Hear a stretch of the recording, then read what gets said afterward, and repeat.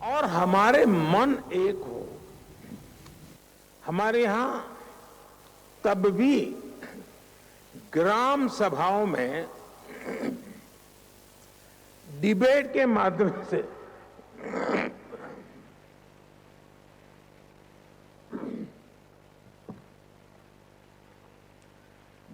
माध्यम से गांवों से जुड़े फैसले होते थे। ग्रीक दूत मेगास्थनीज ने भी भारत में जब इस तरह की व्यवस्था को देखा था तो वो हैरान हो गए थे।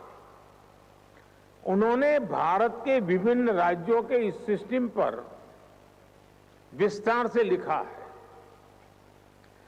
आप ये जानकर भी हैरान रह जाएंगे कि हमारे यहां तमिलनाडु में 9th सेंचुरी का एक शिलालेख है। इसमें विलेज लेजिस्लेटिव्स के रूल्स और कोड्स का उल्लेख है। और आपके लिए ये जानना भी बहुत दिलचस्प होगा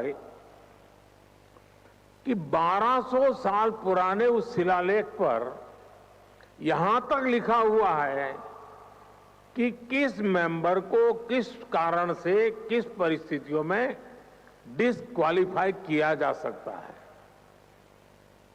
ये 1200 साल पहले की बात मैं कर रहा हूं। मैं आपको अनुभव मंटपा के बारे में भी बताना चाहता हूं। मैग्ना कार्टा से भी पहले 12वीं शताब्दी में हमारे यहां अनुभव मंटपा की परंपरा रही है। इसमें भी डिबेट और डिस्कशन को एनकरेज किया जाता था।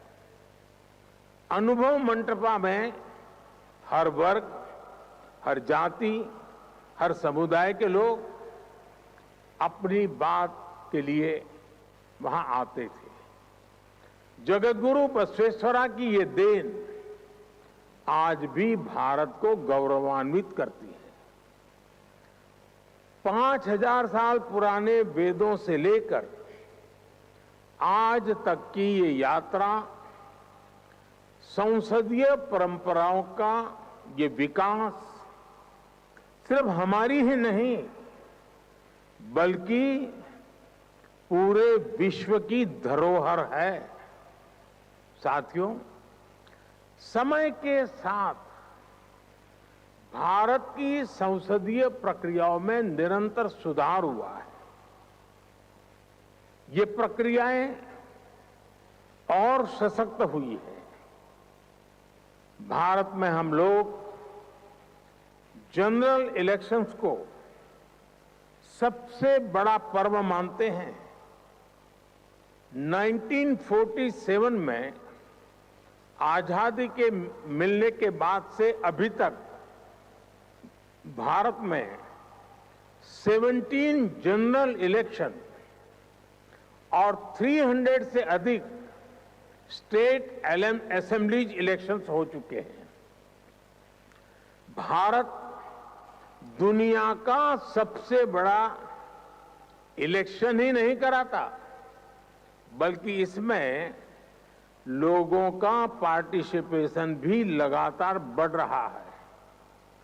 2019 के जनरल इलेक्शन में देशवासियों ने मेरी पार्टी को लगातार दूसरी बार विजयी बनाया है। 2019 का जनरल इलेक्शन ह्यूमन हिस्ट्री की सबसे बड़ी डेमोक्रेटिक एक्सरसाइज थी। इसमें 60 करोड़ यानी 600 मिलियन से अधिक वोटर्स ने हिस्सा लिया है। आप कल्पना कर सकते हैं तब भारत में 91 करोड़ यानी 910 मिलियन रजिस्टर्ड वोटर्स थे। ये यूरोप की कुल पॉपुलेशन से भी अधिक है। भारत के कुल रजिस्टर्ड वोटर्स में उसमें से 70% के आसपास का टर्नआउट ये दिखाता है कि भारत में पार्लियामेंट्री प्रैक्टिसेस पर लोगों का कितना ज्यादा भरोसा है। और इसमें भी एक इंपॉर्टेंट फैक्टर महिलाओं का सबसे अधिक पार्टिसिपेशन रहा। 2019 के इलेक्शन में भारत की महिलाओं ने रिकॉर्ड संख्या में वोट डाला। और साथियों, सिर्फ संख्या में ही नहीं बल्कि पॉलिटिकल रिप्रेजेंटेशन के मामले में भी भारत के चुनाव जैसा उदाहरण आपको दुनिया में नहीं मिलेगा। 2019 के जनरल इलेक्शन में 600 से ज्यादा पॉलिटिकल पार्टीज ने हिस्सा लिया था। इन चुनाव में 1 करोड़ यानी 10 मिलियन से ज्यादा गवर्नमेंट एम्प्लॉयज ने इलेक्शन का काम किया था। चुनाव के लिए देश में 1 मिलियन यानी 10 लाख से ज्यादा पोलिंग स्टेशन बनाए गए थे। साथियों, समय के साथ भारत ने इलेक्शन प्रोसेस को आधुनिक टेक्नोलॉजी से भी जोड़ा है। भारत करीब 25 साल से इलेक्ट्रॉनिक वोटिंग मशीन ईवीएम का इस्तेमाल कर रहा है। ईवीएम के उपयोग से हमारे यहां चुनाव में ट्रांसपेरेंसी और चुनाव प्रक्रिया में एफिशिएंसी दोनों बढ़ी है। भारत में वोटों की गिनती शुरू होने के कुछ ही घंटों में चुनाव परिणाम आ जाते हैं। अब मैं आपको एक और आंकड़ा दे रहा हूं, ये सुनकर भी आप चौंक जाएंगे। आपको पता होगा कि अगले साल भारत में फिर एक बार जनरल इलेक्शन होने जा रहा है। इस इलेक्शन में 100 करोड़ वोटर्स यानी 1 बिलियन लोग वोट डालने जा रहे हैं।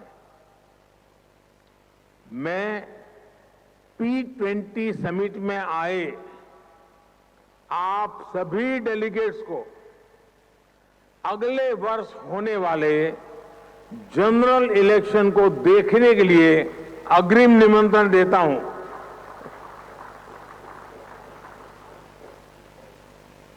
भारत को आपको एक बार फिर होस्ट करने में बहुत खुशी होगी। साथियों, कुछ दिनों पहले ही भारत की पार्लियामेंट ने एक बहुत बड़ा निर्णय लिया है, जिसमें मैं आपको आगे अवगत कराना चाहता हूं। भारत ने अपनी पार्लियामेंट और स्टेट लेजिस्लेटिव असेंबलीज में महिलाओं को 33% रिजर्वेशन देने का निर्णय लिया है।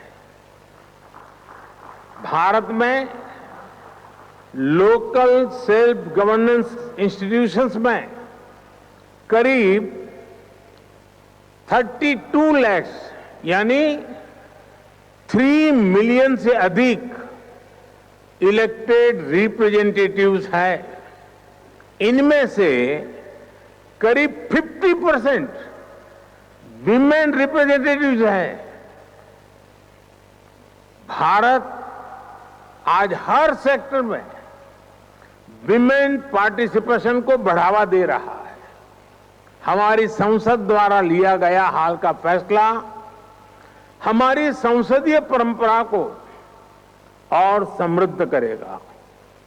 फ्रेंड्स, भारत की संसदीय परंपराओं पर देशवासियों के अटूट विश्वास की एक और बड़ी वजह है, जिसे आपको जानना और समझना बहुत अहम है।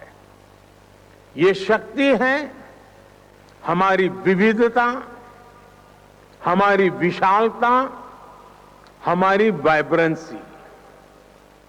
हमारे यहां हर आस्था के लोग हैं।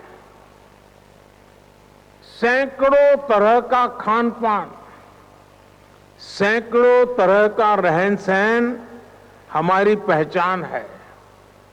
भारत में सैकड़ों भाषाएं बोली जाती हैं। हमारे यहां सैकड़ों बोलियां हैं। लोगों तक पल पल की सूचनाएं पहुंचाने के लिए 28 लैंग्वेजेज में 900 से ज्यादा टीवी चैनल्स भारत में है एंड 24/7 है।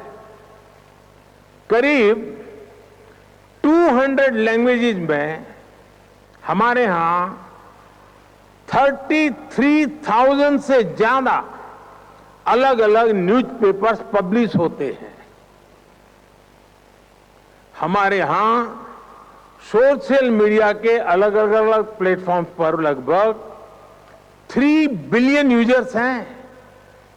इससे पता चलता है कि भारत में इंफॉर्मेशन का फ्लो और फ्रीडम ऑफ स्पीच, उसका लेवल कितना विराट है, कितना सशक्त है। 21वीं सदी की इस दुनिया में भारत की ये वाइब्रेंसी, विविधता में एकता हमारी बहुत बड़ी शक्ति है। ये वाइब्रेंसी हमें हर चुनौती से लड़ने की, हर मुश्किल का मिलकर समाधान करने की प्रेरणा देती है। फ्रेंड्स, दुनिया के अलग कोनों में जो कुछ भी घट रहा है, उससे आज कोई भी अछूता नहीं है। कॉन्फ्लिक्ट्स और कन्फ्रंटेशन से आज दुनिया संकटों से जूझ रही है। इन संकटों से भरी दुनिया किसी के भी हित में नहीं है। मानवता के सामने जो बड़ी चुनौतियां हैं, उनका समाधान एक बटी हुई दुनिया नहीं दे सकती।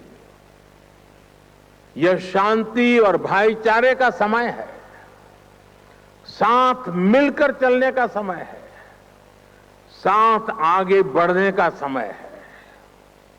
यह सबके विकास और कल्याण का समय है। हमें वैश्विक विश्वास के संकट को दूर करना होगा और मानव केंद्रित सोच पर आगे बढ़ना होगा। हमें विश्व को one earth, one family, one future की भावना से देखना होगा। दुनिया से जुड़े फैसले लेने में भागीदारी जितनी अधिक होगी, उतना ही बड़ा इम्पैक्ट होगा। इसी भाव के साथ भारत ने अफ्रीकन यूनियन को G20 का परमानेंट मेंबर बनाने का प्रस्ताव रखा। मुझे खुशी है कि सभी सदस्य देशों ने इसे स्वीकार किया। इस फोरम पर भी पैन अफ्रीका पार्लियामेंट की पार्टिसिपेशन को देखकर मुझे बहुत खुशी हो रही है। साथियों, मुझे बताया गया है कि हमारे स्पीकर ओम बिड़ला जी आपको भारत के नए संसद भवन में भी आज शाम को ले जाने वाले हैं।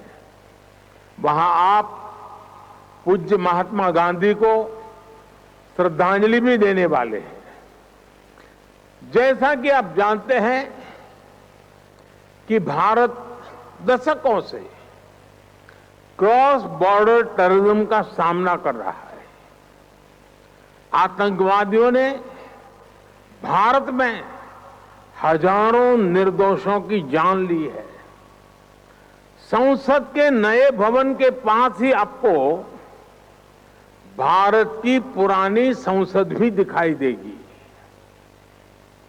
करीब 20 साल पहले आतंकवादियों ने हमारी संसद को भी निशाना बनाया था और आप जानकर चौंक जाएंगे कि उस समय संसद का सत्र चल रहा था। आतंकियों की तैयारी सांसदों को बदलक बनाने की, उन्हें खत्म करने की थी। भारत ऐसी अनेकों आतंकी वारदातों से निपटते हुए आज यहां पहुंचा है। अब दुनिया को भी एहसास हो रहा है कि टेररिज्म दुनिया के लिए कितनी बड़ी चुनौती है। टेररिज्म चाहे कहीं भी होता हो, किसी भी कारण से होता हो, किसी भी रूप में होता है, लेकिन वो मानवता के विरुद्ध होता है। ऐसे में टेररिज्म को लेकर हम सभी को लगातार सख्ती बरतनी ही होगी। हालांकि इसका एक वैश्विक पक्ष और है जिसकी तरफ मैं आपका ध्यान आकर्षित करना चाहता हूं। टेररिज्म की परिभाषा को लेकर आम सहमति ना बन पाना, ये बहुत दुखद है। आज भी यूनाइटेड नेशंस में international convention on combating terrorism consensus का इंतजार कर रहा है। दुनिया के इसी रवैये का फायदा मानवता के दुश्मन उठा रहे हैं। दुनिया भर की पार्लियामेंट्स को, रिप्रेजेंटेटिव्स को ये सोचना होगा कि टेररिज्म के विरुद्ध इस लड़ाई में हम कैसे मिलकर काम कर सके। साथियों, दुनिया की चुनौतियों से निपटने के लिए जन भागीदारी से बेहतर माध्यम नहीं हो सकता। मेरा हमेशा से ही मानना रहा है कि सरकारें बहुमत से बनती है, पर देश सहमति से चलता है। हमारी पार्लियामेंट्स और ये P20 फोरम भी इस भावना को सशक्त कर सकती है। डिबेट और डेलिब्रेशन से इस दुनिया को बेहतर बनाने के हमारे प्रयास जरूर सफल होंगे। मुझे विश्वास है भारत में आपका प्रवास सुखद होगा। मैं एक बार फिर आप सभी को इस समिट की सफलता और भारत में आपकी सुखद यात्रा की शुभकामना देता हूं। बहुत बहुत धन्यवाद।